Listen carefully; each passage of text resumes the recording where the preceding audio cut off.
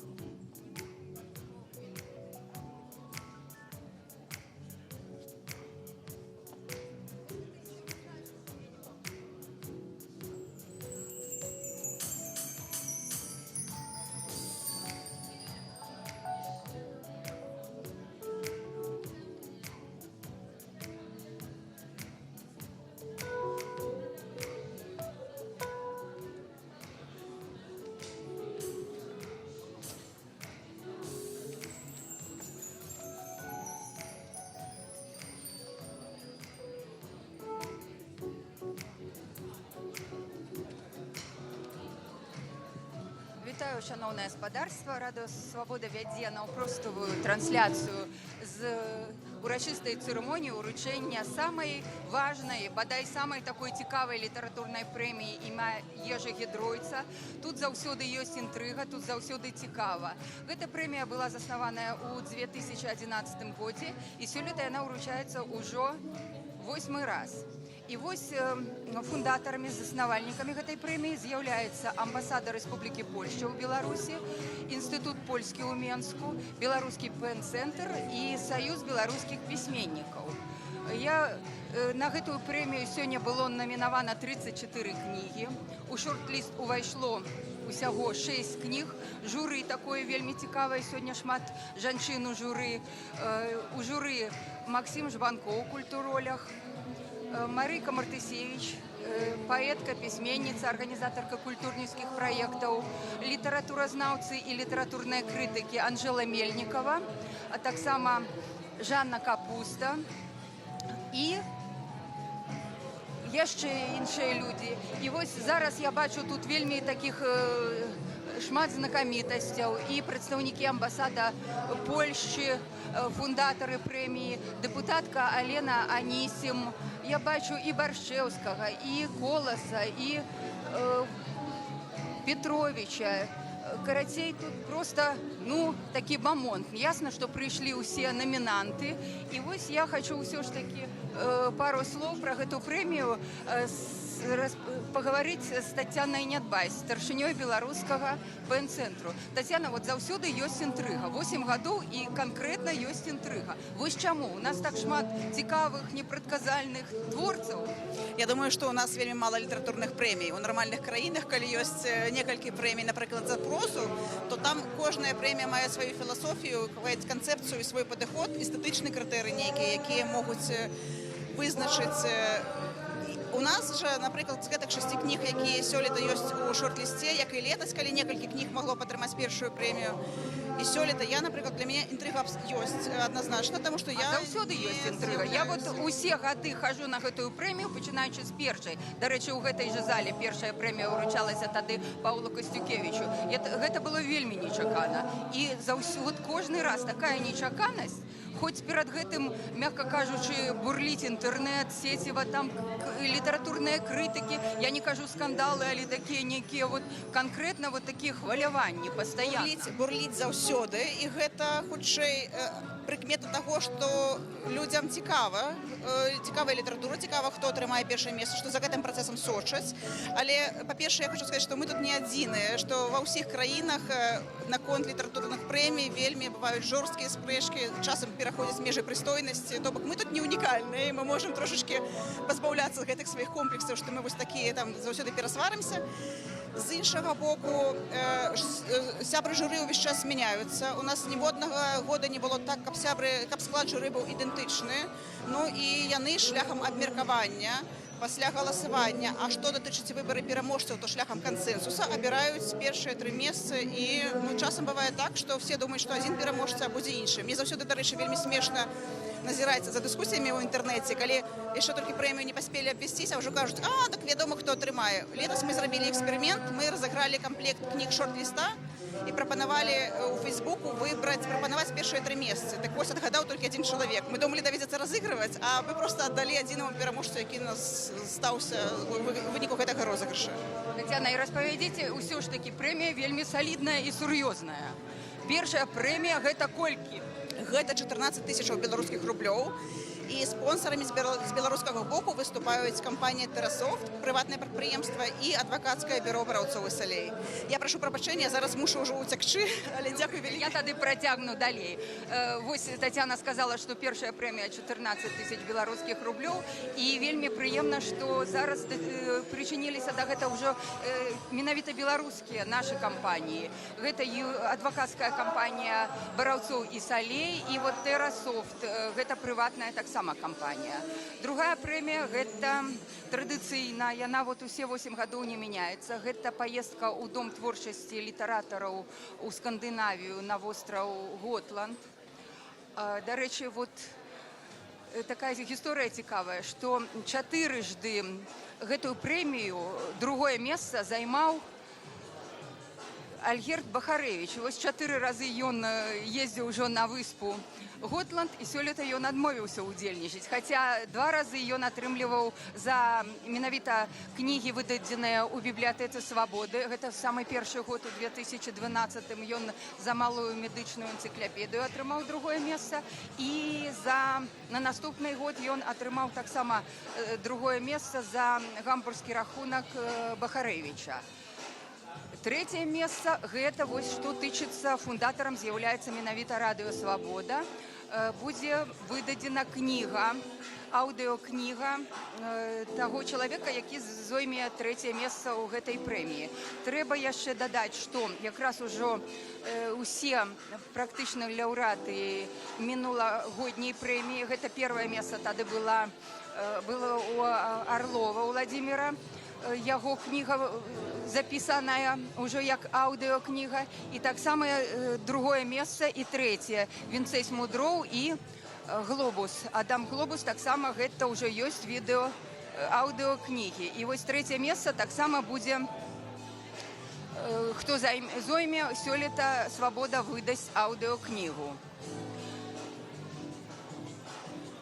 Я яшчэ пару слоў хочу сказаць пра журы. Журы сапраўды кожны раз мяняецца.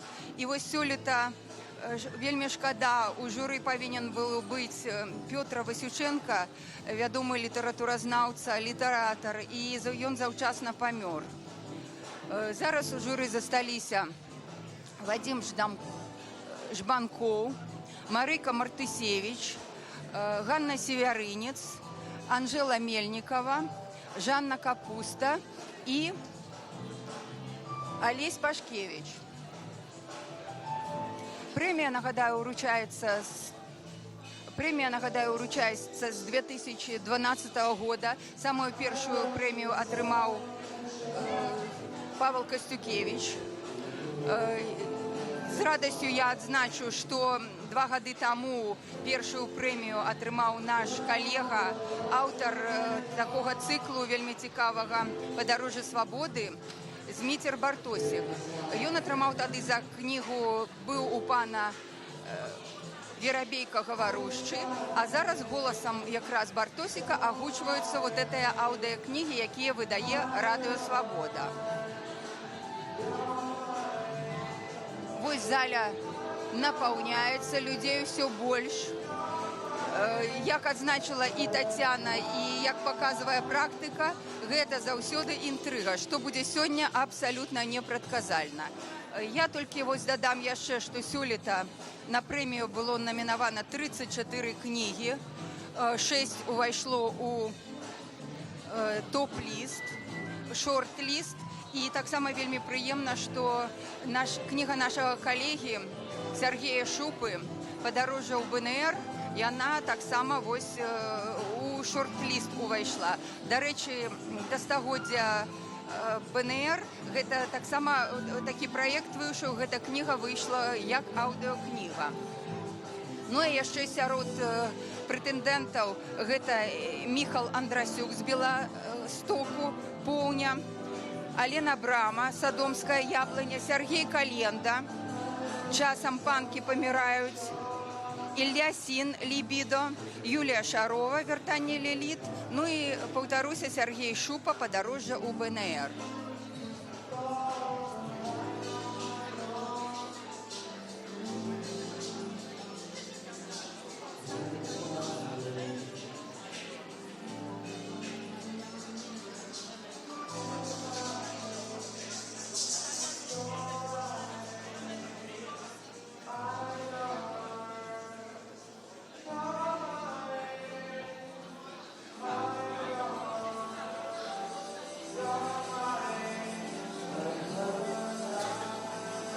І яшчэ я хочу дадаць, вельмі цікавая інфармацыя. Сёлета упершыню Светлана Алексіевіч, наша нобелевская лаўрэатка, заснавала свой прыз. Ён называецца «Выбар Светланы Алексіевіч». І хтосьці вось з гэтых прэтэндэнтаў на прэмію з 6 таксама атрымае падарунак ад Светланы Алексіевіч. Гэта будзе апошняя мадэль айфона, iPhone XA. Ну і паўтаруся таксама, што ёсць за што змагацца, таму што першая прэмія гэта 14 000 беларускіх рублёў, другая прэмія гэта паездка на выспу Готланд у Дом творчасці скандынаўскіх пісьменнікаў, і трэцяя гэта аўдыокніга ад Радыё Свабода.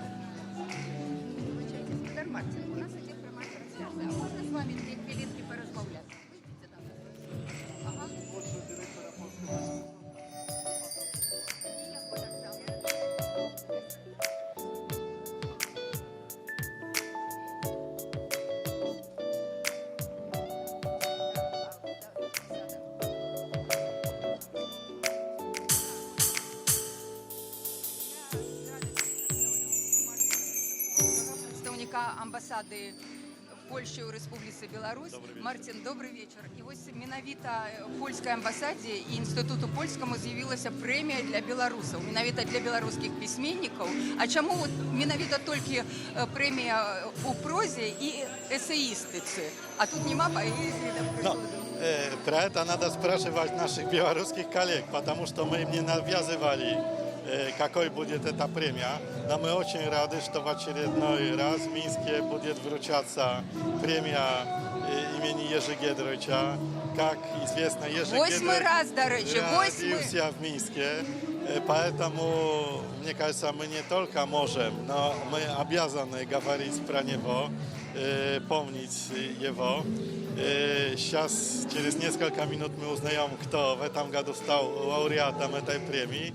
А буквально 2 часа раньше мы обсуждали про актуальность идеи Гедройча и журнала «Культура» парижская, который он возглавлял много лет. Гаспадар Марцін, вот заўсёды інтрыга.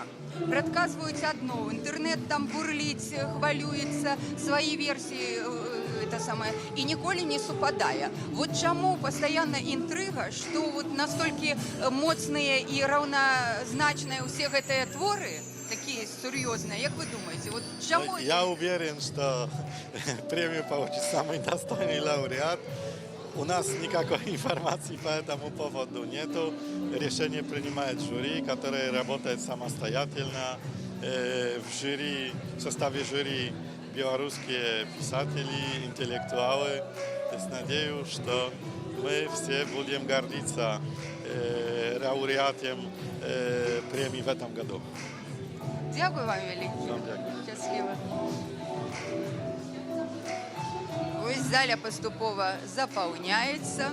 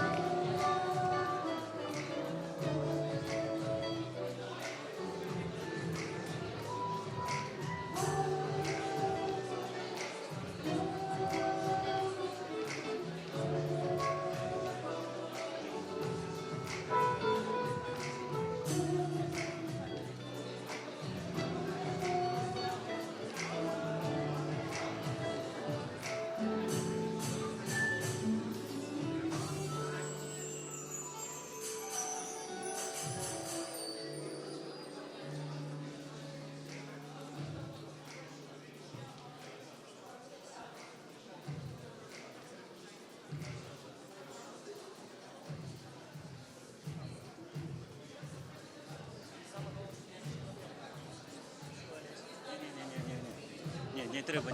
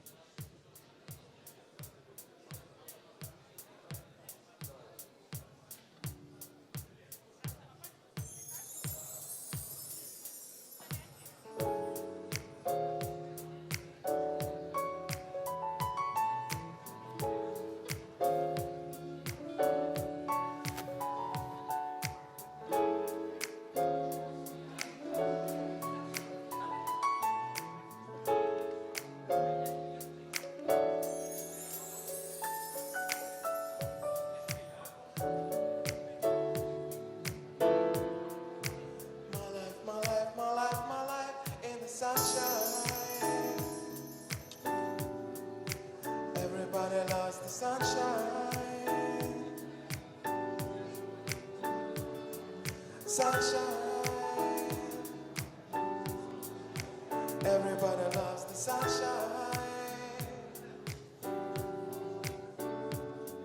Sunshine. Folks getting brown in the sunshine. Павел, можно вас?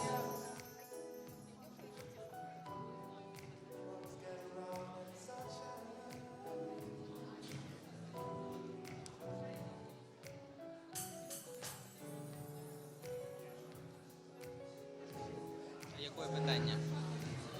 А зараз я хочу... На вас глядите на камеру. А куди хочете? Давайте з вами розмовляємо. Я хочу представити нашим глядачам і слухачам самого першого лауреата премії Гідройца, самого першого чоловіка, який отримав, який, можна сказати, розпочав ось таку традицію. Ви отримали цю премію у 2012 році Так. за свою книжку. Зборная РБ по неголовних видах спорту. Павел, щось змінилося у вашому житті після отримання цієї премії? Я думаю, що тут доречні казати не про те, що змінилось в моїм житті, а що змінилось в житті країни. Я думаю, що життя країни стало більш розвернуто у бок премії Гідройца. Тобто під гэтую дату підверстані плани медіяў, підверстані плани читачів. Я думаю, що сьогодні, сапраўды, після 9 років, це зробилося подією. Скажите, заўсёды гэта інтрыга, заўсёды кіпіць інтэрнэт. Менавіта сёння гэта найбольшая інтрыга, якая мы тут абмяркоўвалі з лаўрэатамі, хто можа атрымаць прэмію, менавіта з намінантамі. І адчуванне такое, што з'явілася больш кніг вартых гэтай прэміі празаічнай. А скажите, вот у прынцыпе 34 кнігі было у лонглісце.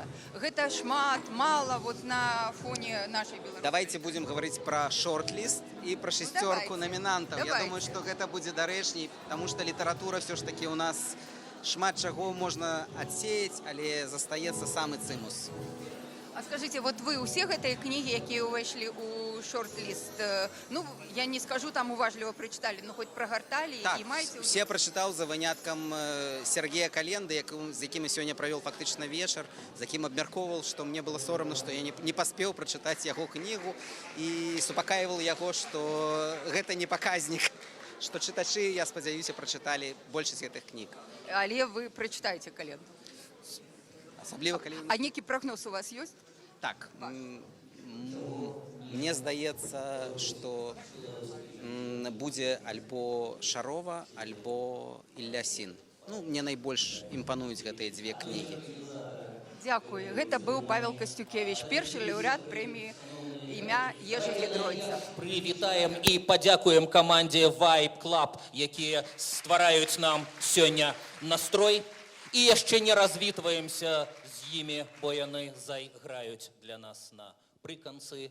А зараз мы на свяце культуры, на свяце літаратуры, на свяце беларускай прозы і адначасова на свяце, што ўшаноўвае памяць і значнасць вялікага Мінчука, патрона прэміі для беларускіх празаікаў, патрона літаратурнай узнагароды імя Ежы Гідройца. У 8-й раз я з гэтай сцэны разам са мной усе арганізатары гавораць добрый вечар і прывітання, бо гэта 8-й прэміяльны сезон, у 8-й раз уручаецца ўзнагарода.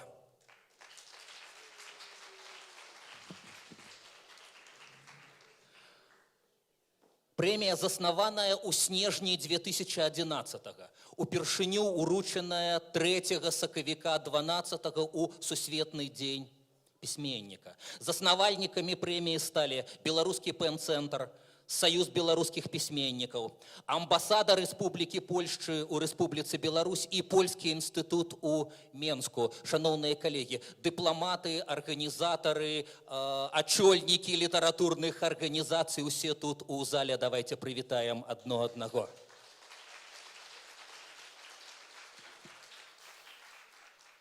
Акрамя вышэй пералічаных партнёрамі прэміі, і гэта значна павысіла яе не толькі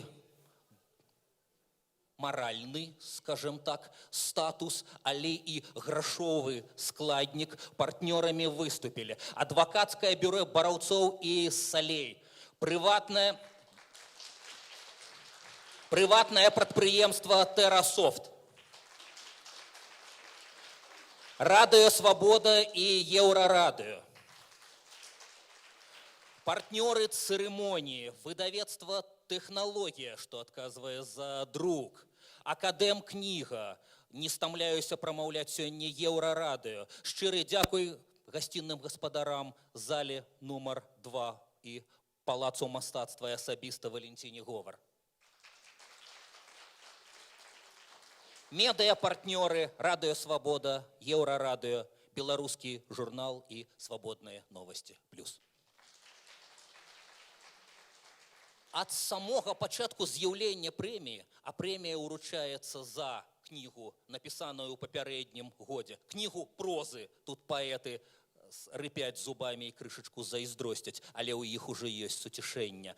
А напісаную па-беларуску, напісаную прозай, напісаную незалежна ад фармаце, выдадзеную на паперы альбо ў электронным выглядзе, але ўсе сённяшнія прэтэндэнты летась з'явіліся ў папяровым выглядзе. Прэмія ушаноўвае памяць культавага рэдактара знакамітага парыжскага часопіса культуры Ежы Гідроіца.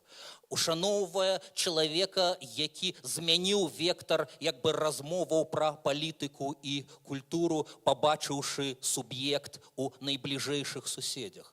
У савецкія часы, калі утапічна было мысліць проста пра развал савецкай імперіі, Ежы Гідроіц, якога тады, магчыма, лічылі летуценнікам, але ён абсалютна прагматычна раіў, супрацоўнічаць з незалежнымі і трымаць у фокусе увагі Беларусю, Украінай, Літвой. Апроч гэтага, гэта, канешне, літаратурная прэмія за мастацкі твор. Таму служыць, прапагандзе беларускага пісьма, пісьменства, як у нас саміх, так і ў Еўропе. Выхаду кожны год арганізатары пра гэта мараць, але за пісьменніка ніхто гэтага не зробіць. Выхад на рынок, выхад да чытачоў у Беларусі, у Польшчы, у Еўропе, але прэмія Гідроіца стараецца ў гэтым дапамагаць і служыць.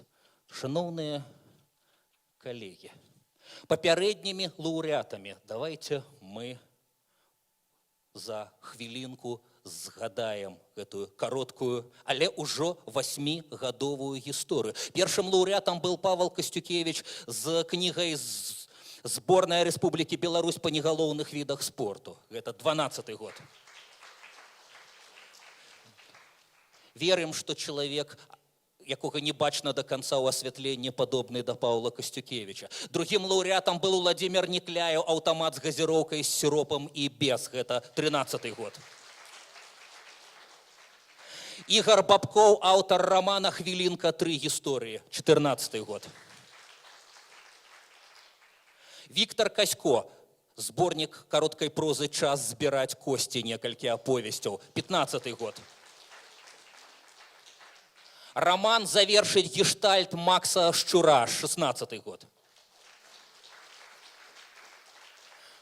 Упершыню меняется вектор не только у Стокгольме, а выиграла книга «Нон-фикшн», книга документальной прозы «Зміцер Бартосік быў у пана Верабейка гаварушчы» у 17-м годзе. І апошні на сёння лаўрэат, аўтар прозы «Танцы над горадам» Владимир Орлов. Ёсць яшчэ адзін рэкорд, пра які толькі пісьменніцкай стабільнасці, пра які толькі могуць марыць іншыя празаікі. Альгерд Бахарэвіч за некалькі год пабываў лаўрэатам Гідроіца 5 разоў.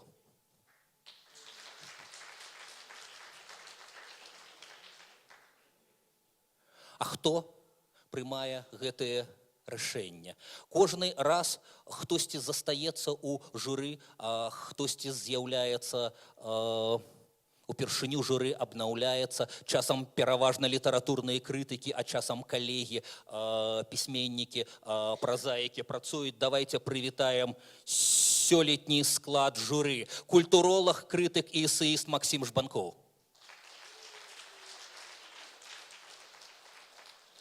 Літаратурны крытык і літаратуразнаўца Жанна Капуста.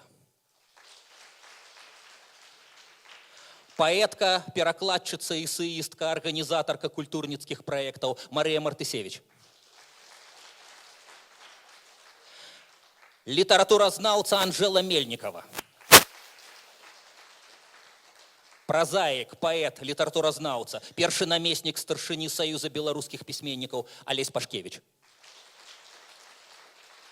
Аўтарка прозы, літаратуразнаўца, настаўніца, папулярная блогерка Ганна Северынец.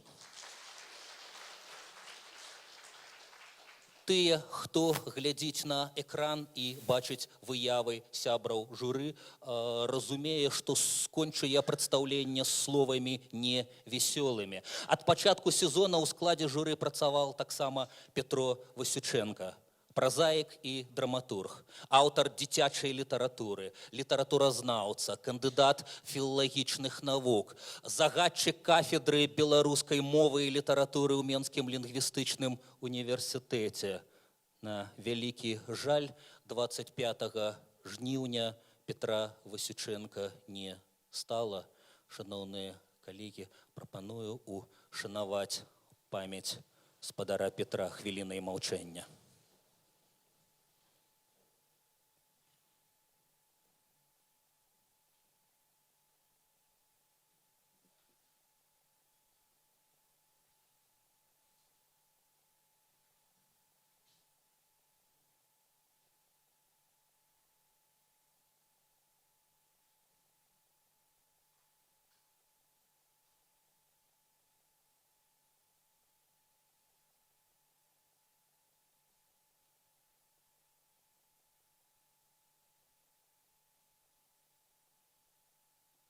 Дякую.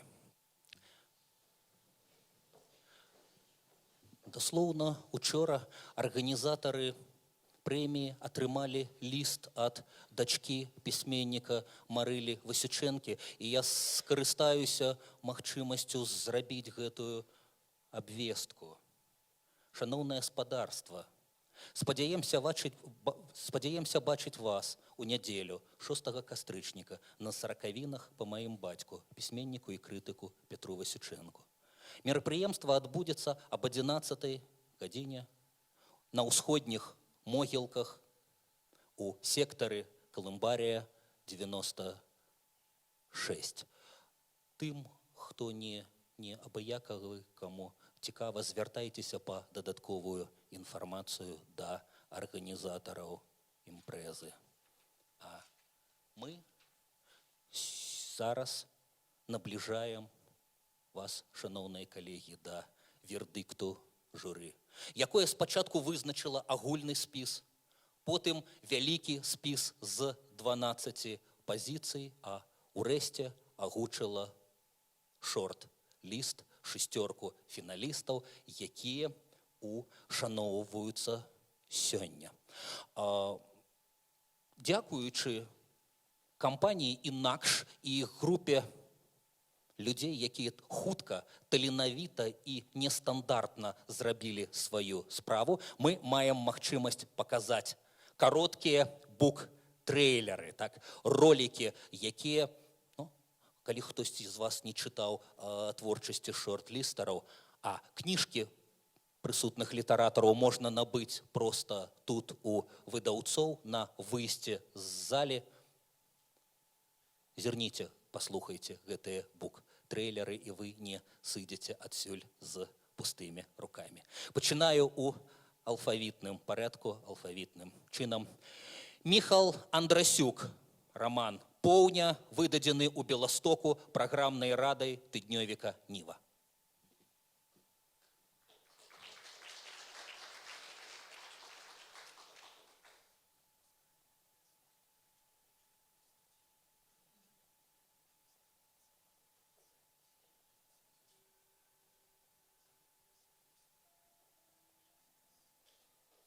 Не звяртаюць увагі.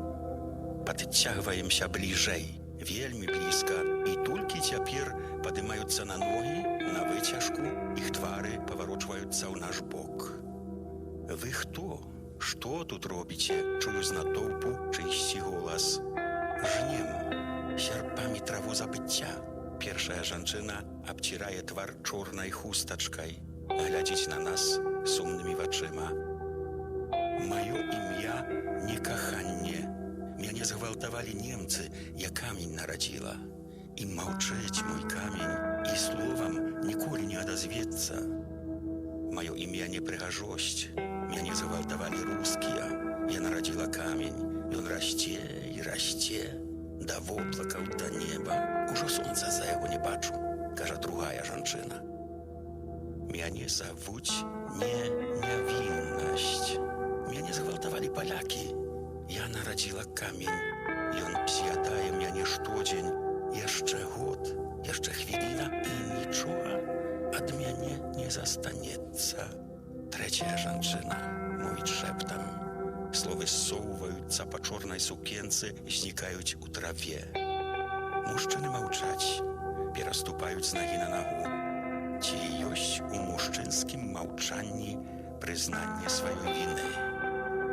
Так, адчуваю сябе вінаватым. Не умею дакладна акрэсліць, у чым мая віна, але яна жыве ўва мне. Тоіцца ў маёй галаве, а цяпер разбуджаная жаночай скарай нагадвае пра сябе халодным дыханнем. Дзе былі мы усе тыя стагоддзі? Чаго нам не хапала? Хадзіце з намі, кажу, не глядзячы ім у вочы. Не магу, адмаўляецца першая жанчына, не магу пакінуць майго каменя. Мне карміць яго трэба грудзьмі, штодня трэба. Не магу пакінуць майго каменя, круціць галавой другая. Мне ўкалыхаць яго трэба штовечар, глядзець, як заходзіць у сон. Не магу пакінуць майго каменя, кажа трэцяя. Мне сон яго бяспечны трэба вартаваць. Кожнай ноччу трэба. А вы ідзіце ўжо, нам трэба жаць. Нам трэба жаць сваю траву забыцця, паўтарае другая жанчына. Нам трэба жаць сваю траву забыцця, яна так хутка адрастае, дапаўняе першая. Тры жанчыны ў чорным пасярод лугоў аконшчыны, як тры яліны над халоднымі камянямі. Скам'янелыя жанчыны на востраве слёз, як чорны яліннік сярод пушчы. Ці нарадзіла Юлія першага сына? Ці дала яму маё імя? Якое імя? У мяне іх тры, і кожная жыве сваім жыццём у сваім свеце. Міша ў ліпавых пахучых мёдам карунках.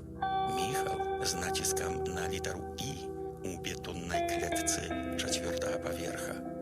Міхаіл у драўлянай сіняй царкоўцы на ўскраіне вёскі. Няўжо толькі яму аднаму дадзена паміраць і ўставаць з мёртвых?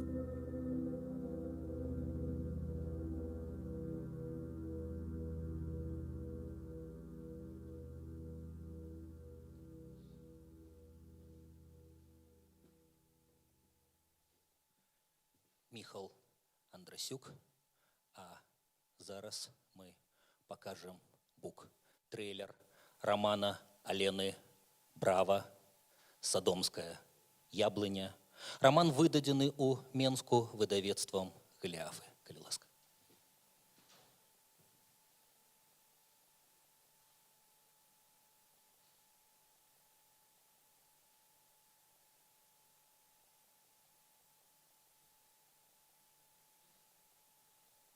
Упершыню я пабачыла цябе на полі, дзе дагэтуль знаходзяць манеты тузіна еўрапейскіх дзяржаў. 2 стагоддзя таму вядомы палкаводзец шчодра насыціў поле, кожную ягоную пядзю крывёю, нібыта гаспадыня ромам святочны бісквіт. Такая яна, мужчынская кулінарная кніга. Тут закацілася яго цацачная слава. А зерне нашага сяброўства, наадварот, узышло. Калі б жыццё можна было праганяць назад у паскораным тэмпе, удзельнікі даўняй драмы торгуюцца і машуць рукамі, як звар'яцелыя марыянеткі. Асобныя эпізоды паўтараць. Яна ж не сатрэцца, яна лічбавая, тая пірацкая копія, якую нехта зрабіў для мяне, скраўшы арыгінал з матэрыялаў справы, і чым, божа мой, я магла б з ім расплаціцца. Калі б гэта было магчыма, зноў і зноў я хацела пераглядаць кадры, дзе дзяўчына з гітарай спявае сваю песню. У той час мы яшчэ вучыліся ў школе і не ведалі, што за звер такі, рэчаіснасць, ля рэалітэ, хоць спраўна выводзілі тое слова на дошцы, пад ухвальным позіркам нашай францужанкі, ажно крэйда крышылася ва ўпэўненых пальцах. Потым слова пачало расці разам з намі, і чым сталейшымі мы рабіліся, тым ненажэрнейшым яно выяўлялася, у рэшце рэшт увабрала ў сябе, як удаў у кніжцы французскага лётчыка, все астатнія словы, у тым ліку тыя, што здаваліся непахіснымі, і лёгка ператравіла іх. З намі засталіся толькі словы, якія мы здолелі вынесці ў сэрцы.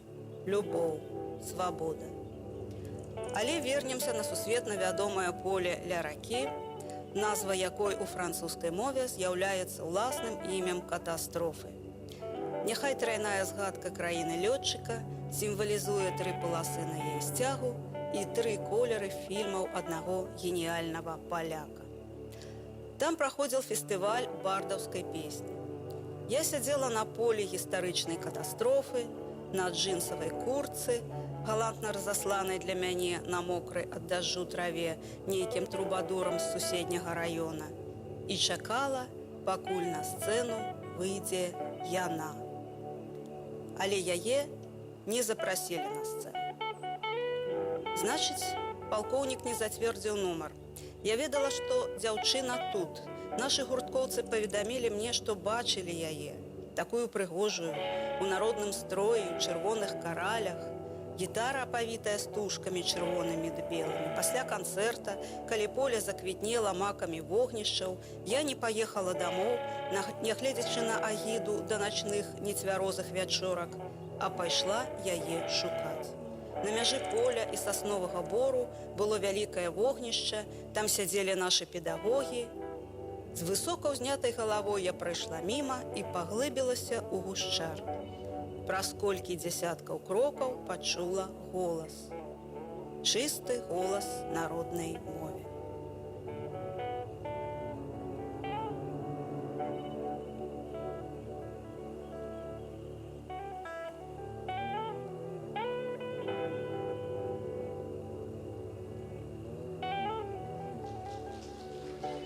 Алена Брава, Садомская яблыня. Шановныя калегі, мы пачуем сёння 6 ролікаў, але не адразу. Мы будзем іх чаргаваць з заканамерна словамі, якія павінны гучаць, удзячныя словы, вітальныя словы. Запрашаю адну з арганізатарак, старшыню беларускага ПМ-цэнтра, паэтку і перакладчыцу Тацяну Нідбай. Прывітайце, калі ласка.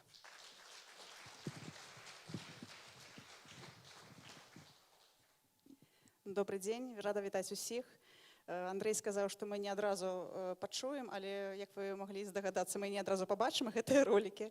Прашу прабачэння за гэтыя тэхнічныя складанасці, якія ў нас узніклі. І хачу сказаць, што гэтыя працы насамрэч, магу вам прысягнуць, яны насамрэч вельмі класныя.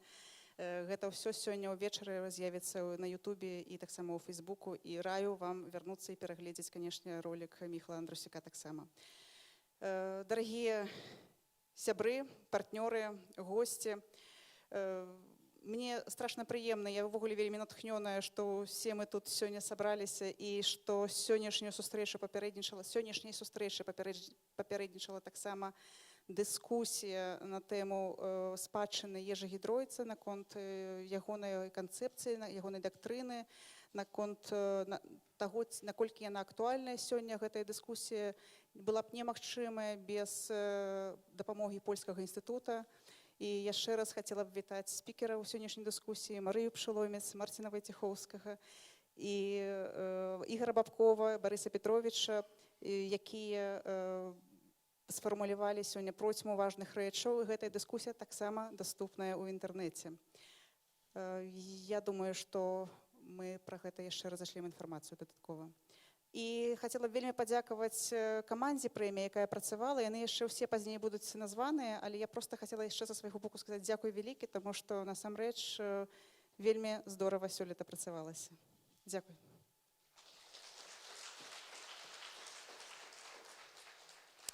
Яшчэ адна важная рэч. Мы сёлета ўручаем прэмію ў супрацы з кампаніяй беларускамоўная, кампанія, ініцыяваная тэлеканалам «Белсат».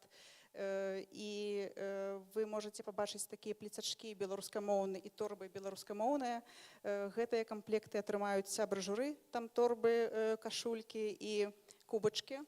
І калі камусьці Калі з'яўляюцца плецачкі, торбы і кубачкі, і ўсе яны беларускамоўныя, людзям мусіць быць пекуча сорамна. Яны таксама мусяць рабіць нейкія высновы з гэтага.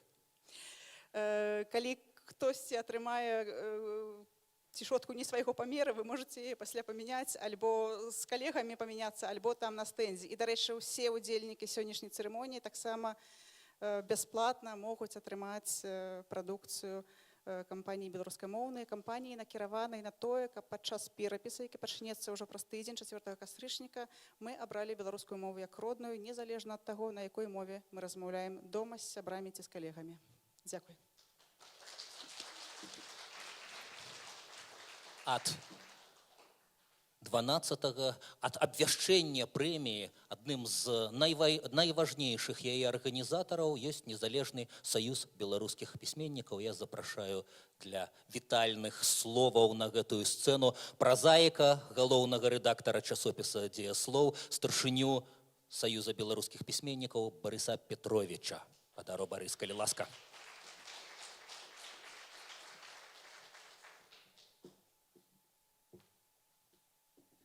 Добрый вечер, шановные сябры. Со святом нас усіх, з вялікім святам сучаснай беларускай літаратуры, з святам, якое нарадзілася 8 гадоў таму, і тады мала хто спадзяваўся, што оно пражыве больш за пару гадкоў. Як бачыце, тыя, хто спадзяваўся на горшае, памыліліся.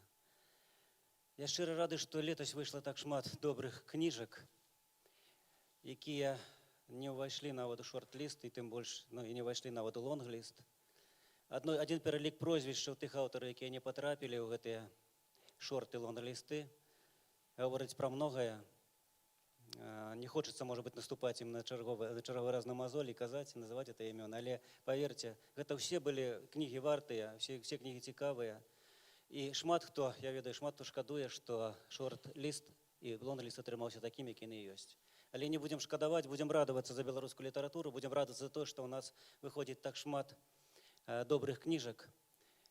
Мне асабліва радасна за тое, што з году ў год большая людзей, якія становяцца альбо прыхільнікамі, альбо крытыкамі прэміі імя Гядройца. Асабліва рады за крытыкаў. Крытыкі – это лепшыя папулярызатары, і лепшыя прэзентатары літаратуры, і лепшыя чытачы. Я думаю, што прэмія будзе жыць 100 гадоў, як я лічу, што не менш.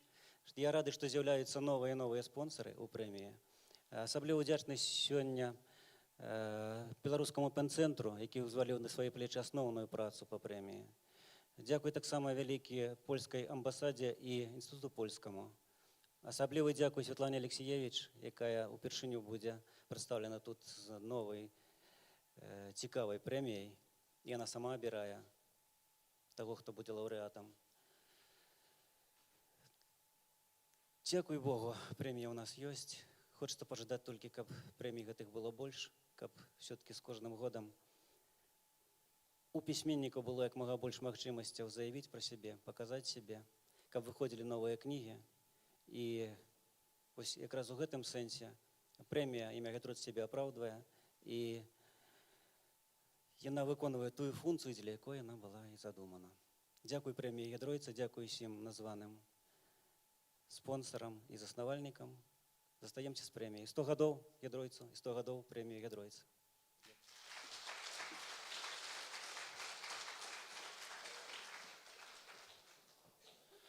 Шановныя калегі, ад самога пачатку свайго існавання прэмія Гядройца была не толькі незалежнай, але ў пэўным сэнсе міжнароднай і стварала і адбывалася ў прасторы беларуска-польскага дыялогу, і мне асабліва прыемна запрасіць на гэтую сцэну дырэктара польскага інстытуту ў Менску, вельмі шаноўнага гаспадара Цэзарія Карпінскага.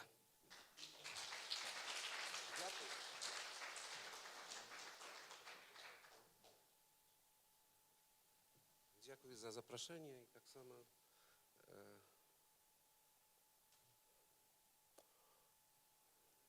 Жадаю і вам, і нам такого супрацоўніцтва, якое ўжо было і сапраўды павінна быць таксама і ў будучыні. Гэта для нас і для вас вельмі важна. Вялікі дзякуй. Шановні колеги. Можна, звісно. А калі можна jeszcze niekaliкі słów na polskiej mowie.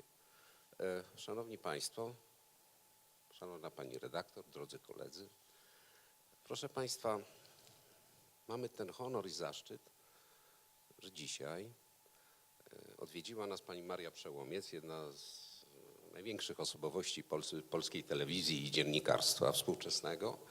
I tak się szczęśliwie składa, że mamy też święto, dzień urodzin Pani Marii i w Państwa imieniu i naszym życzymy Pani redaktor wszystkiego dobrego.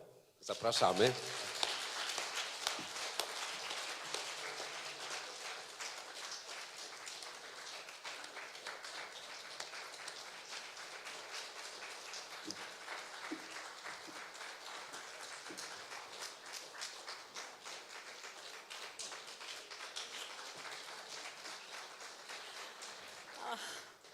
Wielmi dziękuję, a reszta będzie po polsku. Dawno się już tak nie wzruszyłam. Ja już powiedziałam, że to najpiękniejszy prezent, jaki w ciągu mojego długiego życia dostałam na urodziny. Nigdy nie myślałam, że w Mińsku, na Białorusi,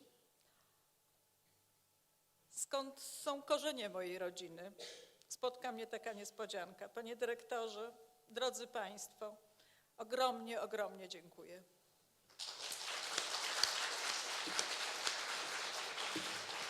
Сёння падчас дыскусіі арганізатары вырашылі не рабіць паслядоўнага ані сінхроннага перакладу, і польская мова гучала як свая побач з беларускай. Я думаю, што у формат нашай імпрэзы гэта цалкам упісваецца. А ў мяне ёсць падвойная аказія, гонар ушанаваць ад імя арганізатараў нашых шматгадовых партнёраў. Уручыць такі дыплом падзякі Польскаму інстытуту ў Менску за шматгадовую плённую супрацу і падтрымку. Пане дырэкторze, запрашam. Dziękuję jeszcze raz. Dziękuję wielki. Dziękuję. Добрыя людзі, у гэтай зале знаходзіцца намеснік надзвычайнага і паўнамоцнага пасла Рэспублікі Польшчы ў Рэспубліцы Беларусь, гаспадар Мартин Войцехоўскі. Я маю гонар уручыць гэтую падзяку амбасадзе Рэспублікі Польшча у Менску за шматгадовую плённую супрацу і падтрымку. Wielki dziękuj. Сьогодні ми розмовляли про спадщину Гідройча, про спадщину парижской культуры. И я хочу сказать, что Гідройч живе, и белорусская литература живе. Великий дякую. Живе Гідройч! Живе белорусская литература! Дорогие коллеги, есть оказия уважліва слухаць. Можа быць, усе праблемы, якія ўзнікалі, таленавіта наладжаныя, і мы працягваем глядзець і слухаць бук-трэйлеры. Трэці, але толькі алфавітна у спісе фіналістаў, Сергей Календа, «Часам панкі паміраюць», выдавецтва Логвінаў, Вільня. Калі ласка.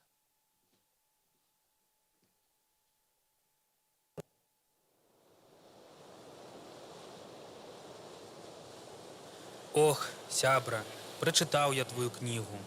Скажу шчыра, раздражняла крыху. Як ты скокаў з тэкстам, нейкая мазаіка атрымлівалася. Але норм, зацягнула і нават не заўважыў, як дакрочыў да фіналу. Ведаеш, што мяне зачапіла, гэта гісторыя пра аўтамабіль. Колькі свайго асабістага згадаў адразу. Неверагодны карагод малых гісторый. Падарожжы, начныя завірухі, невялікія ДТЗ, вялікія коркі, нечаканыя лясныя дарогі з намётам у багажніку і п'янай зграі пацаноў, калі мы літаральна ледь не разбіліся, выскачыўшы наверх узбярэжжа Вяллі і проста павіслі над цёмнай халоднай вадой. Альбо вось шыкоўны момант, калі я забіраў сябра з жодзінскай турмы. Імчым у Менск, ззаду ідзе поўнай хадою жлукценне. Я не п'ю, машына без тэхагляду, без працоўных габарытаў і чырвоных стопаў, адна фара ледзь гарыць. На задніх месцах Ю і Ша заліваюцца да самых зрэнак. І нас спыняюць перад уездам у горад. Я кідаю машыну на супрацьлеглым баку узбочыны, сам накіроўваюся да машыны ДАІ, будуючы ў галаве праўдзівую прамову, чаму аўто ў такім храновым стане. Разумееце, лейтенант, я на гэтай машыне не езджу, але сёння ў сябра памерла бабуля ў жодзень. Ён быў такі сумны, скрушны. Я вырашыў рызыкнуць, завесці яго. Цяпер вось з пахавання дадому едзе. Я ж, вы бачыце, не піў. Я лапачу без супыну. Даішнік разам з калегам, які сядзіць на заднім месцы, хітаюць галовамі, з разуменнем. Яны вырашаюць, што справа сапраўды вартая, каб заплюшчыць вочы на штраф. Лейтенант пранікнёна пазірае.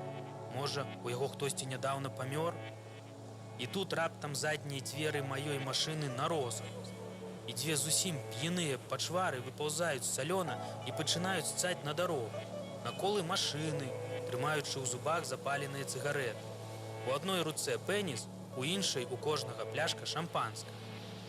Я так і самлеў у даішнай машыне. Дупаю адчуў, як пот прасачыўся скрозь поры на ўсёй скуры. Не магу спыніць гэтых відзежаў, як мы ганялі на машыне на выперадкі ад адной бутэлькі шампанскага до другой, па начных крамах. Жах, нянавісць, адвага і адсутнасць мозгу.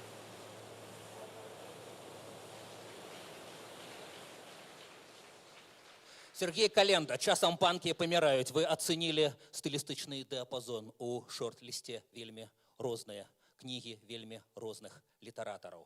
Зараз хочется обвесить бук-трейлер книги Іллі Сіна «Либидо», выдадзеная у Менску книгазбора.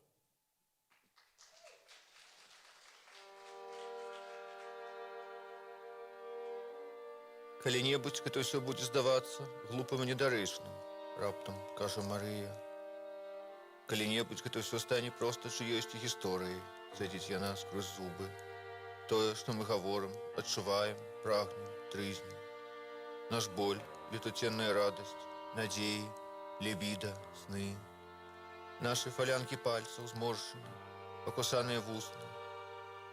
А таксама той момант, калі я спятаю свае рукі з тваімі і шапчу: глядзі, якая ў цябе белая скура. Мы ў ложку, яшчэ ўсяго 6 раніцы, але промень летняга сонца ўжо трапляе праз фіранку гатэльнага нумара. Калі-небудзь гэта ўсё стане нечым адстароненым сюжэтам, кан'юнктурнай тэмай, тэхнічным заданнем для літаратурнага негра, знакамі, сляпую, набранымі на клавіатуры. Гісторыя – гэта тэлесерыял, а мы – толькі персанажы аднаго з яе сезонаў. І жвавыя, пухнатыя бабулькі будуць прамываць нашыя сохлыя збялелыя косці, седзячы ля пад'езду ў сваіх аблезлых хрушчовак, у малюткім гарадку, які застыў на вечнай мяжы паміж валадарствамі тут і ніколі. А магчыма, наратарамі будзем мы самі. Магчыма, гэта будзе нават наша гісторыя. Думае Марыя, пацепваючыся ад раптоўнага павеву вільготнага ветра. І мы будзем апавядаць яе сваім выпадковым гасцям на цеснай міленькай куханьцы, пацягваючы слабенькую гарбатку і пачухваючы сівелыя валасы, калі all passion spent, марудна і роўным голасам, як выдатнік пераказвае на уроку твор кагосьці з савецкіх пісьменнікаў. Слова кахання будзе гучаць з нашых вуснаў гэтаксама супакойвальна, як харканне вады ў праржавелым кране. А слова «надзея» падаць у вушы, бы маляваныя накрыка в чыгунную мыйніцу.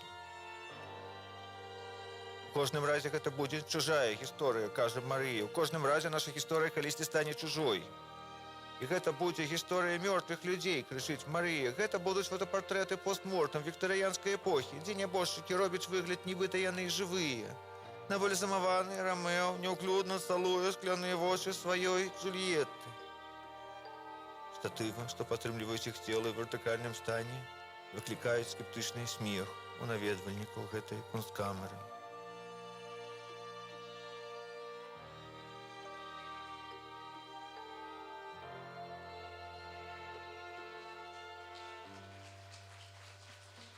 Ілля Сін, Лібіда, кнігазбор.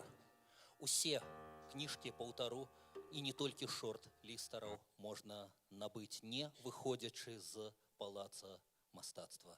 Дзякуй незалежным выдаўцам. Дзякуй акадэм-кнізе, якая дапамагае нам і прадстаўляе кнігі тут. Калі чытач не ходзіць у кнігарню, кнігарня прыходзіць да чытача. Вось такім чынам на такой цырымоніі адбываюцца сустрэчы. Шаноўныя калегі, прэмія сапраўды апошнія 2 гады, галоўная прэмія Гідройца, расце. І гэта адбываецца дзякуючы нашым мецэнатам, нашым спонсарам. І зараз бы мне хацелася запрасіць на сцэну Андрэя Камарова. Ці ёсць ён у зале? Спадару Андрэю, калі ласка, дырэктар кампаніі «Тэрасофт» Андрэй Камаров.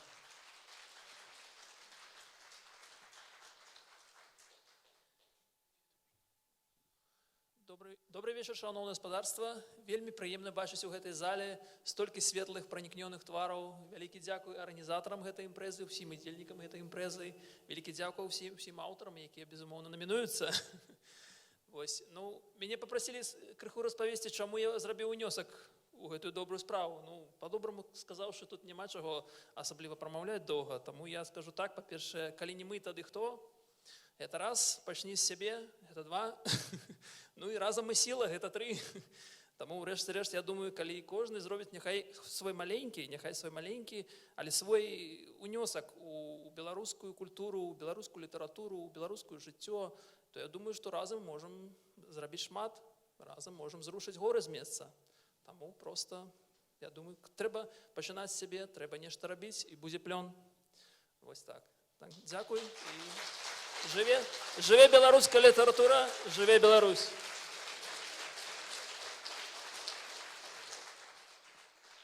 Шчыры дзякуй спадару Андрэю, а мне вельмі прыемна запрасіць на гэтую сцэну кіруючага партнёра адвакацкага бюро Бараўцоў і Салей, спадара Максіма Знака. Калі ласка.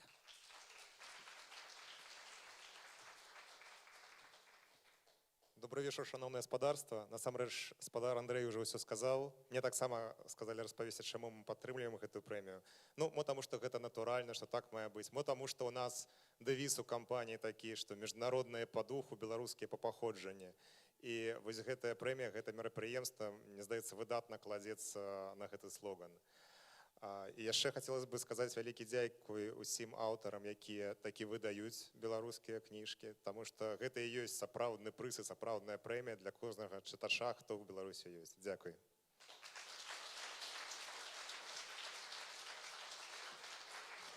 Шчыры дзякуй спадару Максіме. А мы глядзім яшчэ 2 бук-трэйлера. Запрашаю вас. Юлія Шарова, «Вяртанне Ліліт». Менск, выдавецтва Андрэя Янушкевича.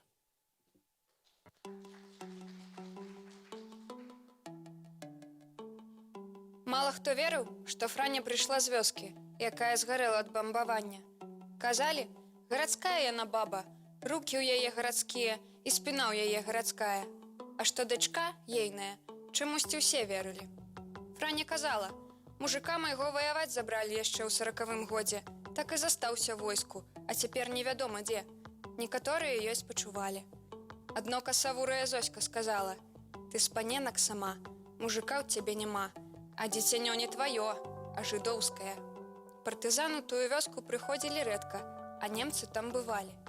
Зоська сказала, я ведаю, ты золата маеш, аддай мне, а то паведамлю немцам, што ты жыдоўскае дзіця забрала.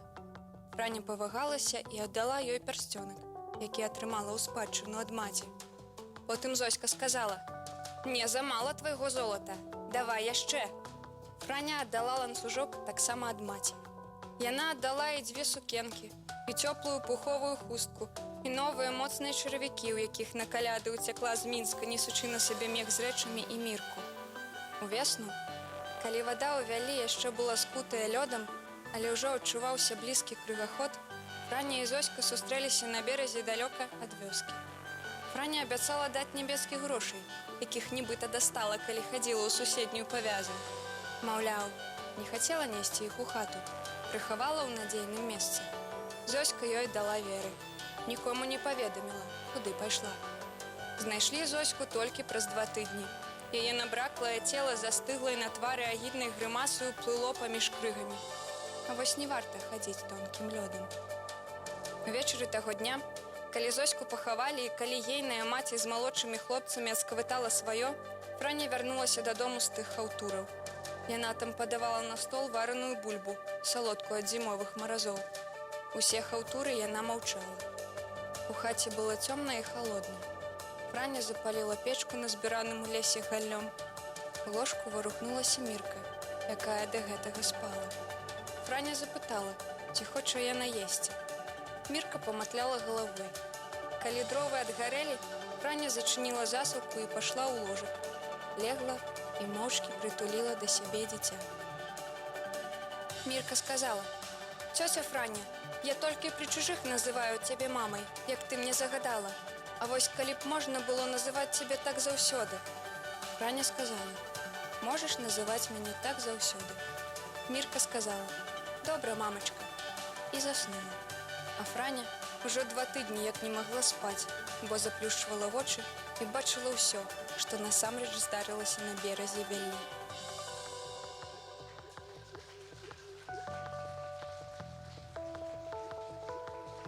Юлія Шарова, вяртання Ліліт. І зараз апошнім, але толькі згодна з алфавітам, прашу показаць бук-трэйлер на кнігу Сергея Шупы «Вяртання ў БНР», кнігу, выдадзеную Радыё Свабодная Еўропа, Радыё Свабода. Сергей Шупа.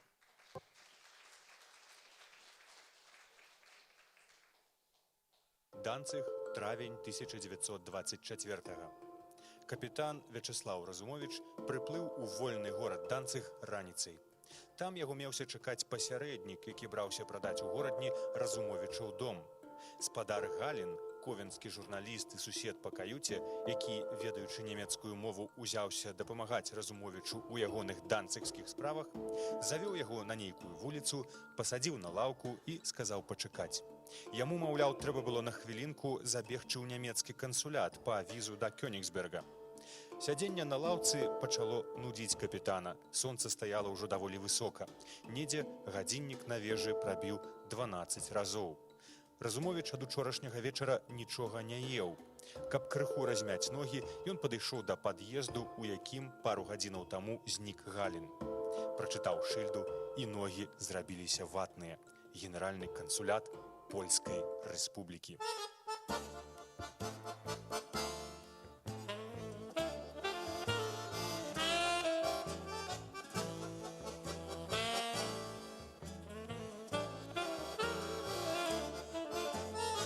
Яшчэ ў восень 1922 году у Варшаве урадавы орган Жэчпосполіта у вялікім рэдакцыйным артыкуле абвясціў усяму свету, што былы царскі афіцэр, а цяпер старшы лейтенант літоўскага войска Разумовіч, псеўданім Хмара, а разам з ім беларускі прэм'ер Ластоўскі стаяць на ўсходніх межах Польшчы на чале беларускіх паўстанцаў, якім паводле патаемнай дамовы Нямецчына і савецкая Расія далі шматмільённыя крэдыты і зброю на знішчэнне незалежнай Польшчы, культурнага бастыёну на ўзмежжы Еўропы і Азіі.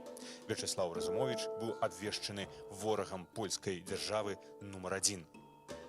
Урэшце Галін вярнуўся. Ён завёз Разумовіча ў Цопат, пасяліў у танны пансіянат і накарміў абедам. Назаўтра выявілася, што гарадзенскі купец, не дачакаўшыся, ужо быў з'ехаўшы. Праз дзень з'ехаў і сам Галін, паабяцаўшы знайсці і прывезці таго купца.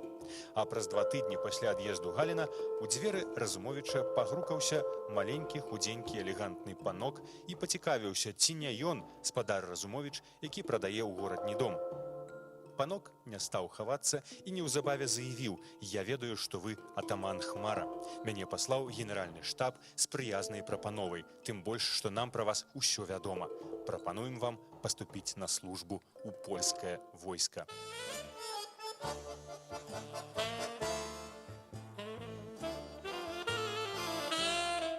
Разумовічу не было з чаго выбіраць. У Данцыг з Літвы яго выпусцілі толькі з той умовай, што ён ніколі не вернецца назад.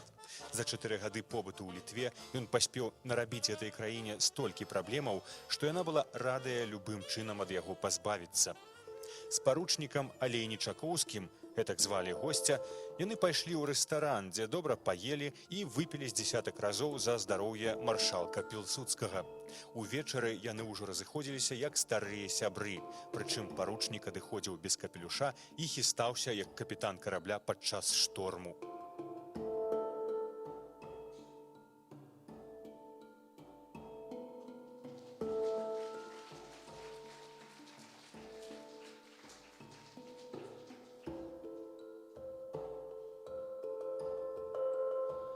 Вы некалькі разоў бачылі гэта напрыканцы ролікаў, але ніколі не шкодна паўтарыць, бо словы удзячнасці гаворацца лёгка і прыемна. Мы шчыра дзякуем тым, хто працаваў над буктрэйлерамі, над ролікамі. Гэта творчае аб'яднанне інакш. Асабіста Уладзіславу Карпаву нашы падзякі.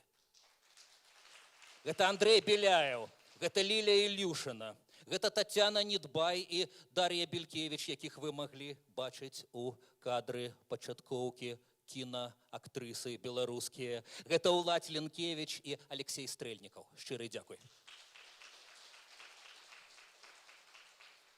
У вас ёсць адчуванне свае сімпатыі і антыпатыі, думаю, стварылася ўражанне. Зараз вы зможаце параўнаць гэта з уражаннямі журы. Я запрашаю на гэтую сцэну. Максім Жбанкоў не можа з тэхнічных прычынаў, але я магу запрасіць сюды Ганну Северынец, Жанну Капусту, Анжелу Мельнікаву, Марыю Мартысевіч, Алеся Пашкевіча. Калі ласка. Наша цырымонія паціхеньку уваходзіць, набірае разгон, уваходзіць ва узнагароджвальна-прэміальную фазу. Я ад імя сваіх калегаў папрасіў сябраў журы уручыць дыпломы шорт-лістараў фіналістам гэтай цырымоніі, а заадно лаканічна выказацца, чым кожная з гэтых 6 кніжачак, кніг, тамоў нам і вам да спадобы. Вельмі шаноўны спадар Міхал Андрасюк, будьце ласкавы, падымайцеся на гэтую сцэну, каб слухаць добрыя ці не вельмі, не ведаю, словы пра вас. Алеся. Паважанае спадарства, з вышыня ўмоўлена: не судзі і не будзеш асуджаным. Грэшна перафразуючы гэта, можна сказаць: не будзь у журы і журботным не будзеш. Сённяшняе ж паседжанне нашага журы не было журботным, не было сумным, часам нават было вясёлым.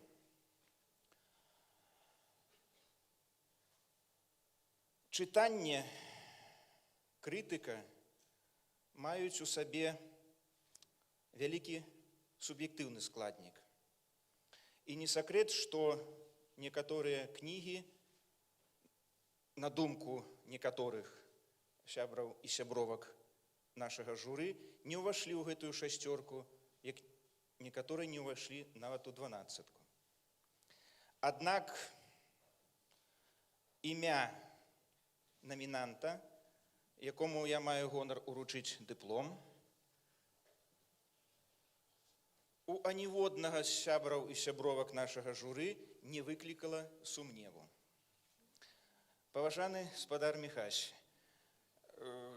мы вельмі радыя, што ты, незважаючы на тое, што геаграфічна жывеш найдалей за ўсіх сённяшніх намінантаў, прысутнічаеш на гэтай сцэне.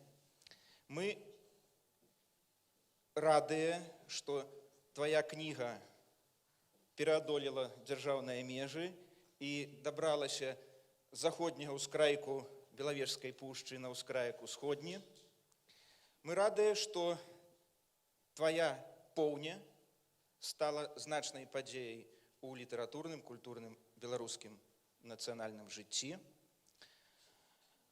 Хоць слова «поўня» мае ў сабе значэнне змрочнасці, нечаканасці, калі не больш за тое.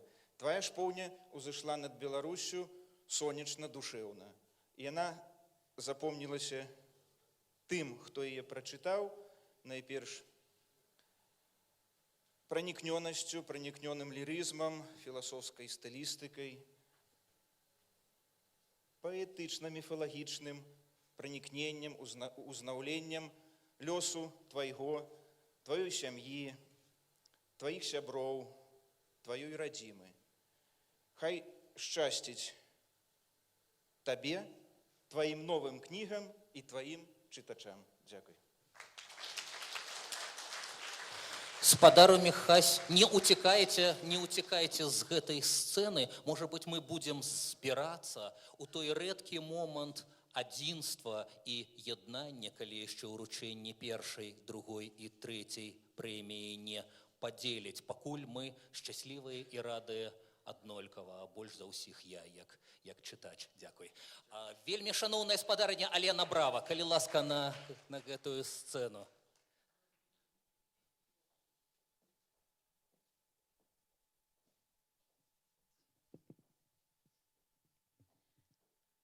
Сучасных беларускіх пісьменнікаў па традыцыі, а можа быць нават ужо больш па інерцыі, часта абвінавачваюць у тым, што яны ігнаруюць сучаснасць, якая адбываецца тут і цяпер, і сучаснікаў, якія кожны дзень побач з намі, але ўсё так і не трапляюць на старонкі кніг беларускіх пісьменнікаў.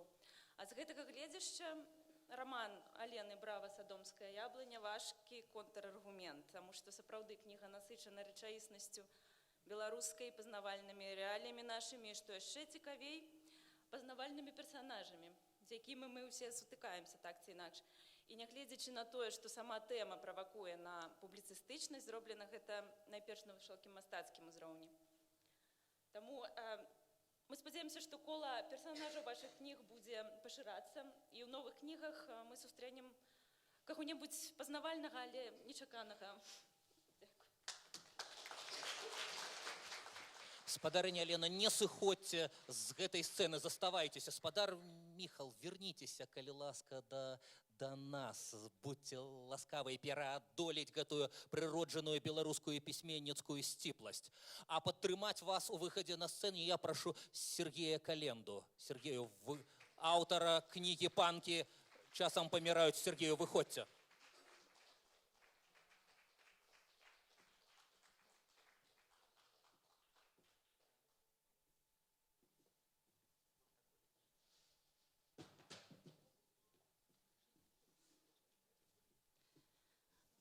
Як дзяўчынка, якая расла сярод кніг і правяла сваё дзяцінства і юнацтва ў такім даволі стэрылізаваным свеце ідэальных уяўленняў пра жыццё і пра ягонае развіццё, я хочу падзякаваць Сергею Календзе за шчыры расповед пра іншае дзяцінства, юнацтва і сталення.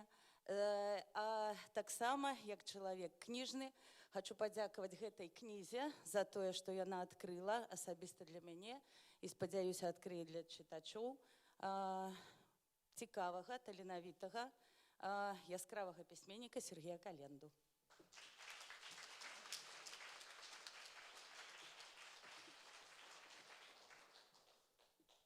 Ілля Сін, аўтар рамана «Лібіда». Калі ласка, на гэтую сцэну.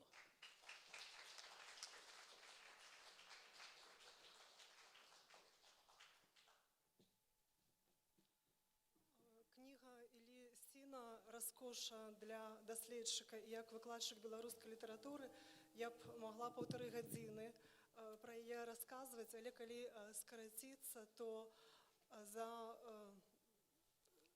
бліскучы працяг жанраў кіберпанка, антыутопіі. за блискуче створення хронотопу білоруського міста, майстерське увособлення постмодерністського концепту «Машина, яка жадає», блискуче увособлення міфологеми Марія Магдалени, створення своєособлivого стереоскопічного ефекту. Дякую вам.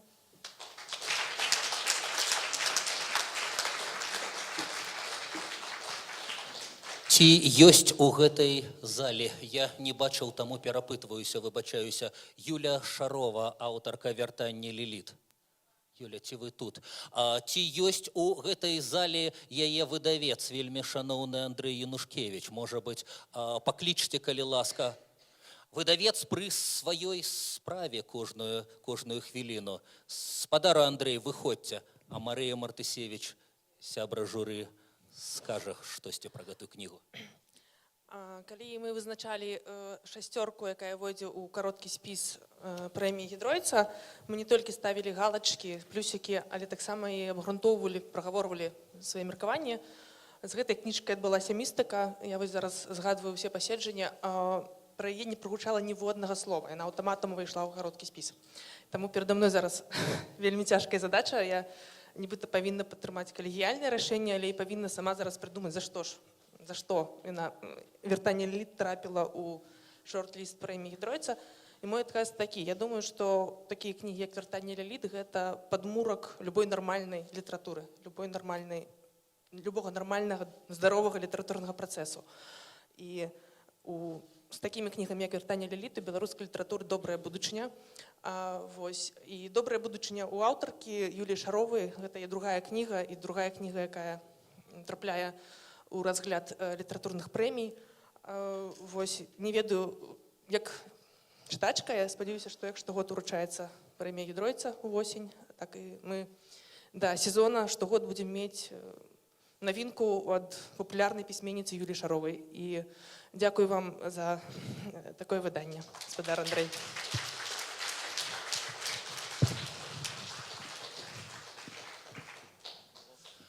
Аўтар адсутнічае ў гэтай зале, але, можа быць, глядзіць нас зараз з Прагі, а атрымаць за яго ўзнагароду я прашу праграмнага дырэктара Менскага бюро «Радыё Свабода» Валентина Жданка, бо «Радыё Свабода» выдала гэтую кнігу. Спадар'я Валентине. Два слова скажу. Мой коллега Сергей попросил меня поприсутничать тут. Он вельми хотел быть, конечно, але Менск от Праги далековато. Але зараз я упевнений, що він глядить живу трансляцію Радіо Свобода, живий репортаж з нашої імпрези і вельми переживає і хвалюється. Я хочу асабіста падзякаваць спадару Сергею, які, спадзяюся, бачыць гэты эфір.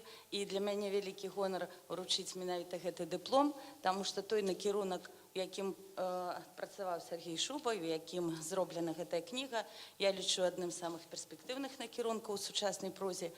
Гэта бліскучы эксперымент у дакументальнай прозе, гэта архіўны раман.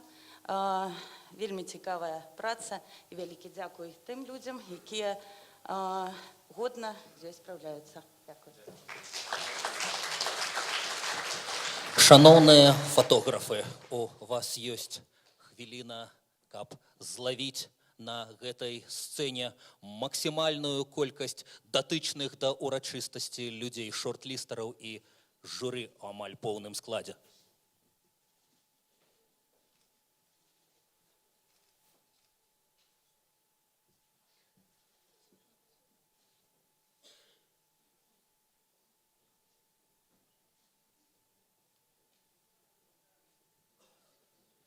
Вялікі дзякуй.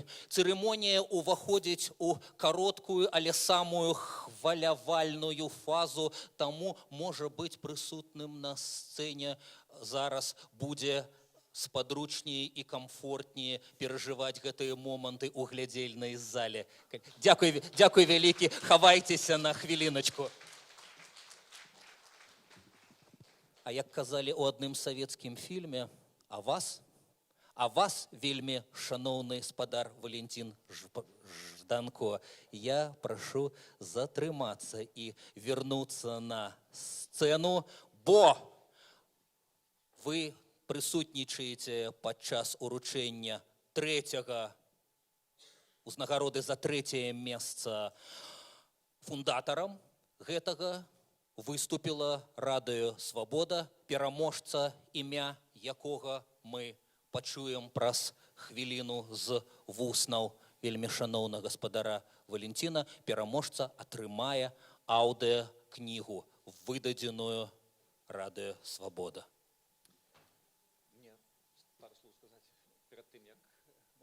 Можна паспрабаваць адгадаць, што ў канверце, а можна агульнае стаўленне выказаць. Так. Для нас, для нашай кампаніі вялікая адказнасць і вялікі гонар удзельнічаць у ушанаванні, можа быць, найлепшых сучасных беларускіх пісьменнікаў. Мы заўсёды з часу заснавання прэміі вельмі пільна сачылі за лаўрэатамі, за тым, як адбываецца вылучэнне лаўрэатаў, як адбываецца ўганараванне і ўзнагароджанне. Мы заўсёды вялі жывыя рэпартажы з гэтых цырымоній. Для нас беларуская літаратура і беларуская кніга маюць асаблівае значэнне. Тыя, хто пільна сочыць за Радыё Свабода, ведаюць, што яно ўжо на працягу, прынамсі, 2 дзесятках гадоў, гэта не толькі радыё, не толькі інтэрнэт-партал, гэта яшчэ і выдавецтва. Гэта наша кніжная серыя «Бібліятэка Свабоды», у якой за гэтыя гады выйшла больш як 5 дзесяткаў кніг, якія ствараліся нашымі аўтарамі, нашымі сябрамі. Перш чым стаць кнігамі, гэта былі нашы праграмы, нашы перадачы, якія гучалі ў эфіры, многія з якіх вам запомніліся. Мы вельмі радыя, што будзе і зваротны рух ад кнігі друкаванай да кнігі, якую можна паслухаць. Мы з задавальненнем агучым кнігі, творы лаўрэатаў прэміі Гідройца. Ёсць шмат жыццёвых абставінаў, якія змушаюць людзей, якія любяць кнігу, але не могуць чытаць, напрыклад, з розных прычынаў. І аўдыёкніга для іх – гэта вялікі падарунак і вялікая магчымасць заставацца з літаратурай. Апроч таго, агульная тэндэнцыя такая, што вы бачыце і ведаеце, што моладзь ўсё больш ахвотна слухае і глядзіць, а не чытае. Добра гэта ці дрэнна, Бог яго ведае, але, на жаль, ёсць такая тэндэнцыя. Мы з вялікім задавальненнем будзем працаваць над кнігамі, якія сталі лаўрэатамі, ператворым іх у нешта іншае, у кнігу, якую можна будзе паслухаць. Я з вялікім задавальненнем адкрываю гэты канверт і называю... У сяброў журы был прыемны абавязак не проста назваць імя, а сфармуляваць за што. Можа быць, з гэтага давайце пачнем. А можа быць, прысутная публіка, пачуўшы формулу, адгадае імя лаўрэата. Такім чынам, за глыбіню сацыяльнай дыягностыкі сродкамі мастацкай літаратуры. І гэта садомская яблыня. Алена, брава!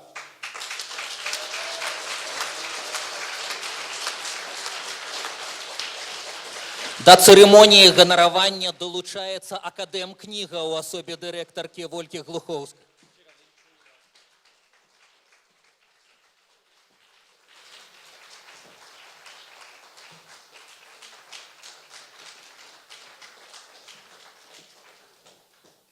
Спадарыня Алена, вы не хацелі што-небудзь сказаць? Яно не прымусова, але прыемны бонус быў бы для ўсіх прысутных вас пачуць.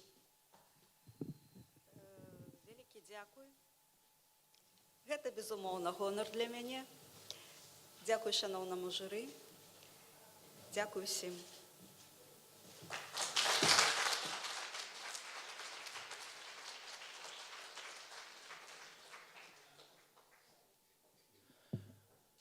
Зараз маю прыемнасць запрасіць на гэтую сцэну старшыню Саюза беларускіх пісьменнікаў Барыса Петровича, бо традыцыйна другое месца гэта Барыс, зрэшты, сам скажа, што гэта такое, але гэтага б не было без удзелу Саюзу. Як вы ведаеце, першая прэмія Ядройца, якая вручалася самый першы раз, она была адна, і была такая задумка у арганізатараў, што прэмія павінна быць адна, і толькі адна, і тады будзе яе значнасць найбольшай. Але з часам падумалася, што, можа быць, это не вельмі справядліва для тых, хто займае другое месца, трэцяе месца, і з'явіліся якраз узнагароды і за другое, і за трэцяе месца. А вот зараз, можа быць, з'явіцца яшчэ адна, проста па-за месцамі гэтая прэмія. У нас традыцыйна другая прэмія – гэта адпачынак на востраве Готланд, Швецыя. А ці дыплом? Ну, я здагадваюся, што... Дзе дыплом? Ёсць?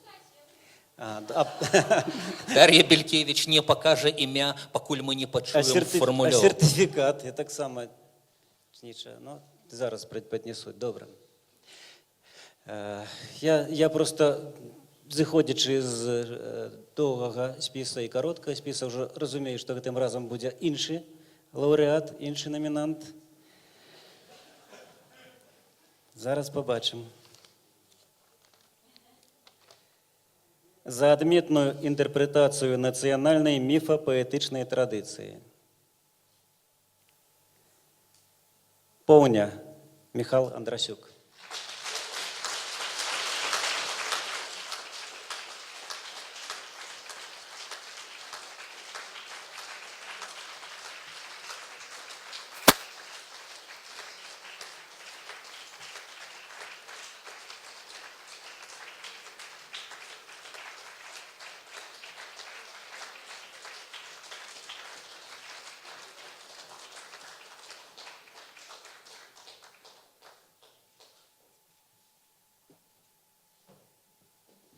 І Вольга Глухоўская, акадэм-кніга.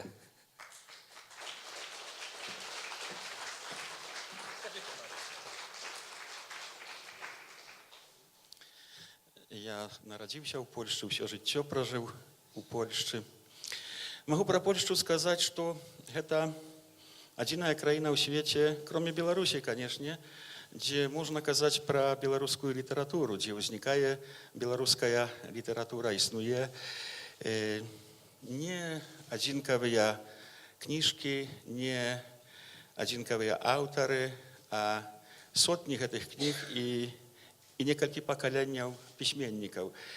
І мы шмат дзесяцігоддзяў існавалі неяк на абочыне, а вось цягам апошніх гадоў неяк набліжаемся да Беларусі, і сёння я магу сказаць, што вось з гэтай поўняй завяршыўся інтэграцыйны працэс беларускай літаратуры у Польшчы і беларускай літаратуры ў цэлым. І гэта добрая інтэграцыя, гэта станоўчая інтэграцыя у адрозненні ад тых, якія нас могуць чакаць яшчэ. Дзякуй вялікі.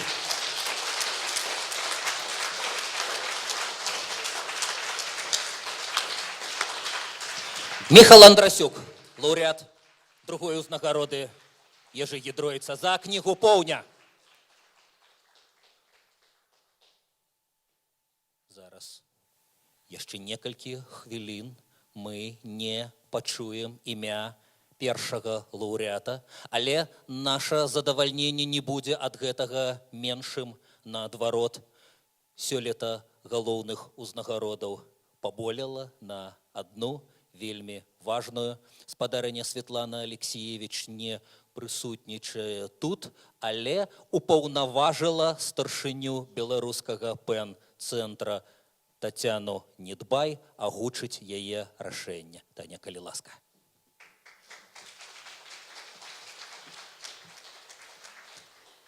Дзякуй. Для мяне, канешне, мне вельмі хацелася б, каб спадарня Святлана прысутнічала тут, але для мяне вялікі гонар таксама ўручыць яе прыз. Мы прапанавалі спадарні Святлане выбраць кагосьці з намінантаў прэміі Гідройца, і забезпечыць такім чынам, можа быць, трошкі іншую оптыку выбару пераможцы, трошкі іншыя крытэрыі, бо журы гэта як бы асобны механізм, які выбірае. Тут спадарня Святлана, незалежна ад журы, прачытала, і гэта я магу вам засведчыць, я сёння з ёй размаўляла, і мы абмяркоўвалі кнігі, то бок яна прачытала кнігі шортлістараў і выбрала пераможцу, і гэта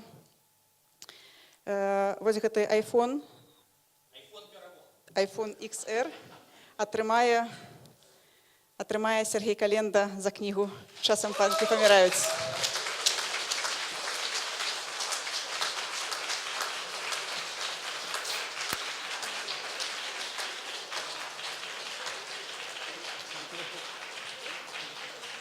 І кветкі ад акадэмічнай кнігі Сергей Календа атрымлівае.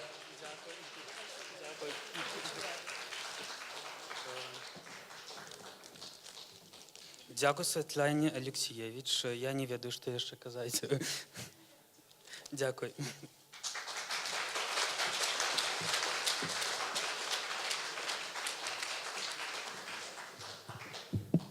Ну і самы хвалюючы момант, эмацыйная пуэнта і інфармацыйная таксама гэтай цырымоніі. Дзякуючы, можна ўжо агучыць, бо людзі чамусьці хвалююцца, калі чуюць лічэбнікі, цифры, лічбы, цікавяць іх больш за ўсё.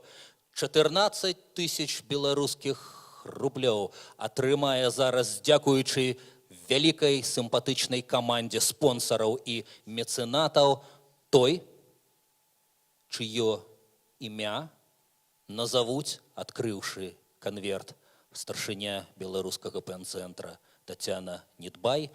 І у гэтым, па-мойму, ёсць правільная логіка. Лаўрэат першай узнагароды Гідройца 18-го года, паэт і празаік, але лаўрэат як аўтар кнігі прозы Уладзімір Арлоў. Калі ласка, спадар Уладзімір, на сцэну. Спадарыня Тацяна, на сцэну.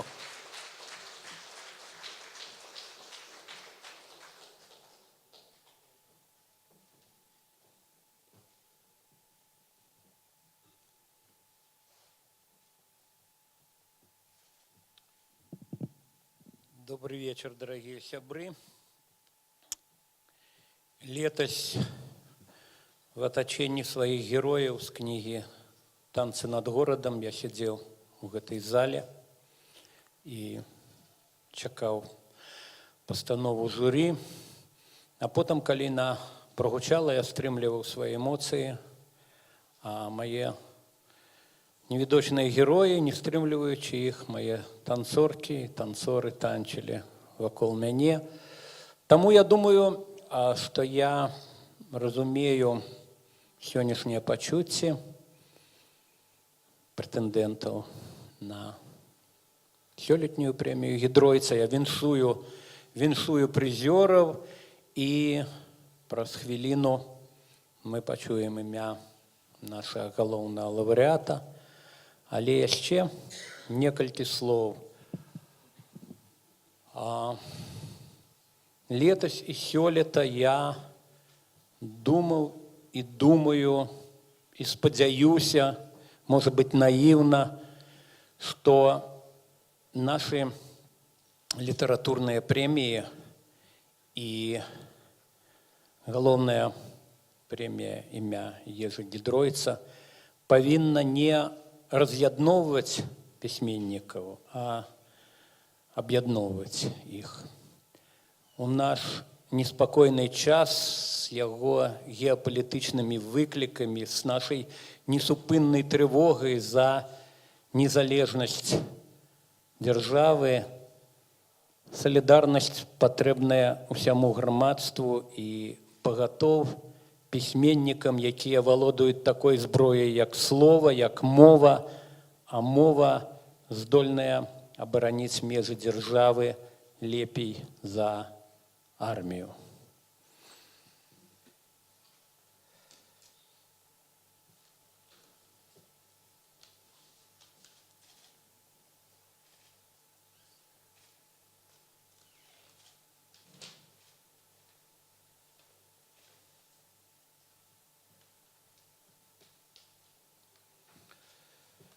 Либидо Ильясина.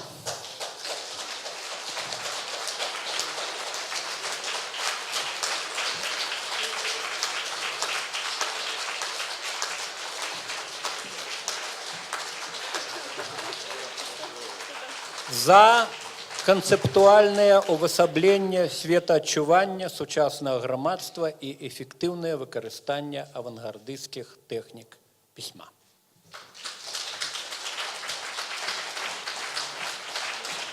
И кветковая церемония от Академкниги. Щиро дякую всім, хто подобав гэтую кніжку, хто просто її прочитав. Це вельми важний контакт між автором і реципієнтом, його вельми бракує. Пробачте всі ті, хто незадоволений виником, я до його не маю ніяких дочинень, повірте. Ну і пам'ятайте, що врешті-решт це буде просто чиєюсь тих історії.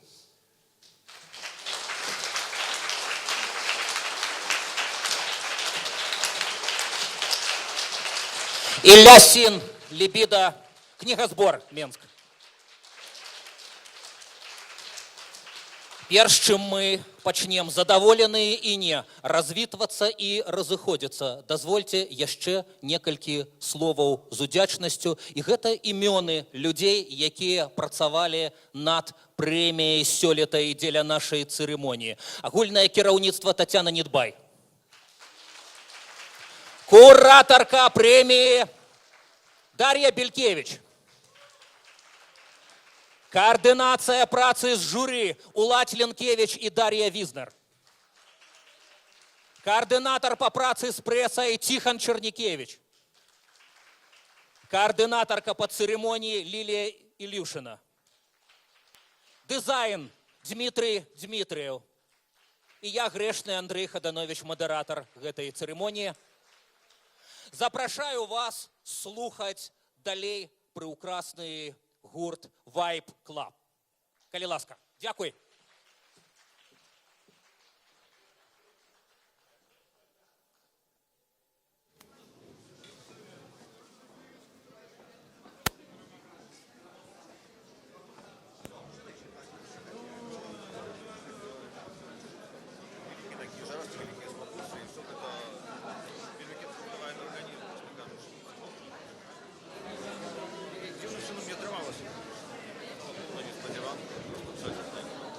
Скажите, а читали вы творы інших авторів шорт-листу? Щиро кажучи, ні, але ось я обов'язково це зроблю. Мені просто бракує часу на читання, звичайно. Я просто чоловік, який працює зі словом професійно, яким цим заробляє на життя, ну, власне кажучи, для його це як в тим анекдоті про станки, ведаєте. Ось, вже бракує часу на читання, некое такое ось самокоч, хоча, ну, це мой улюблений від відпочинку в читанні. Машина, у вас вже є думки на яким чином премію використати весь які плани дальше? Ні, ну на щастя таких планів я не роблю, для мене сподіванка просто, ось і все тому. І чи працюєте, починаєте працювати над новим твором, що працюєте? Ну, вы сказать, этап сконченный, он так завершенный, кончатково, и, в принципе, давно. Почнется некий новый этап, я не буду этого приспешивать, але я думаю, что он почнется с тягом часу. Марудно, повольно, як тримається. Добрый день, Радио Свобода. Скажите, ці прочнетесь вы завтра знакомитым? Ну, я думаю, что не, на самом деле не проснусь, завтра проснусь тем, кем я и был. Ось, ну, про знакомитость, власне, і не ведеться гутарки, де і не потрібна знакомитость по великому рахунку, потрібен просто некий нормальний контакт автора з читачом, ось, бачитися з читачом, там, якби, бути почутим, ось, такі некі нормальові потребування. А знакомитость, ну, в принципе, навіть і лишнє для літератури, навіть так, це. Читання вельми інтимний процес, з книжкою сам насом, якби, і, ось, навіть знакомитость. А скажите, вот вы ці шакованы, чого ви такі серйозні? Ось нема радості, нема бляску в очах. Ну, мне просто насморк, ведаете. Я віншую вас. Ми вас віншуємо, чекаємо нових книг. Дякую. І дай Бог вам радовать наших читачів. І я віншую, що ви у таку класну компанію трапили з Владимиром Орловим, з Владимиром Некляєвим, з Дмитром Бартосиком. Просто чудовною компанією. Компанія робить мені гонор. Звісно, так. Щиро дякую. Дякую. Натхнення вам. Дякую.